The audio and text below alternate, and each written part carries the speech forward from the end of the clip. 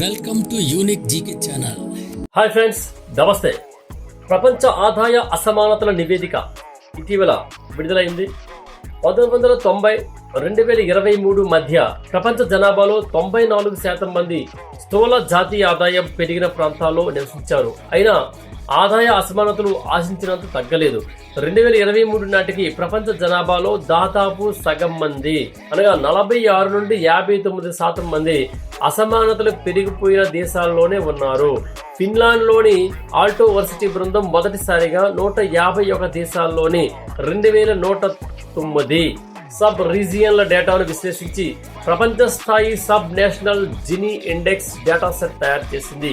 ఈ అధ్యయనం డిసెంబర్ 2025లో నేచర్ సస్టైనబిలిటీ జర్నల్లో ప్రచురితమైంది.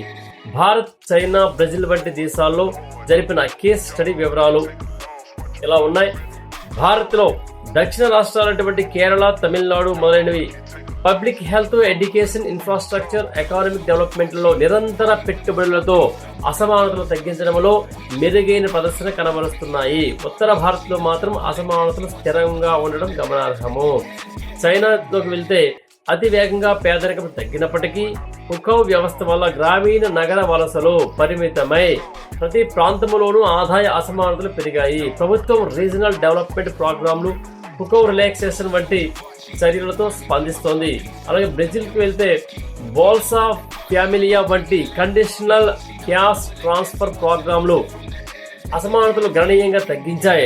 ఏంటి క్యాష్ ట్రాన్స్ఫర్ ప్రోగ్రామ్ అంటే పిల్లల స్కూల్ అటెండెన్స్, వ్యాక్సినేషన్లకు లింక్ చేసి ఈ అసమానతలు అనేవి గణనీయంగా తగ్గించడం జరిగింది. మినిమం వేజ్ పెంపు కూడా దోహదపడింది, ప్రపంచానికి మార్గదర్శకంగా నిలుస్తోంది. ఈ నివేదికను బట్టి అర్థమయ్యేది ఏంటంటే ఆర్థిక వృద్ధి ఒక్కటే సరిపోదు, అది సమానంగా అందరికీ చేరే విధంగా ఉండాలి. లేకపోతే 2030 నాటికి SDG 10 లక్ష్యం అనేది సాధించడం చాలా అసాధ్యము. అంతేకాకుండా అధిక ఆదాయ అసమానతలు పర్యావరణ క్షీణత, కార్బన్ ఉద్గారాలు, జీవ వైవిధ్య నష్టం వంటి సోషియో ఎకలాజికల్ సమస్యలకు దారితీస్తాయని కూడా ఈ అధ్యయనం స్పష్టం చేస్తుంది. ఇది ఫ్రెండ్స్ అసమానతల గురించి. ఈ వీడియో మీకు నచ్చినట్లయితే సబ్స్క్రైబ్ చేయండి, మిగతా వారికి షేర్ చేయండి, అలాగే లైక్ చేసి కామెంట్ కూడా చేయండి. ధన్యవాదాలు.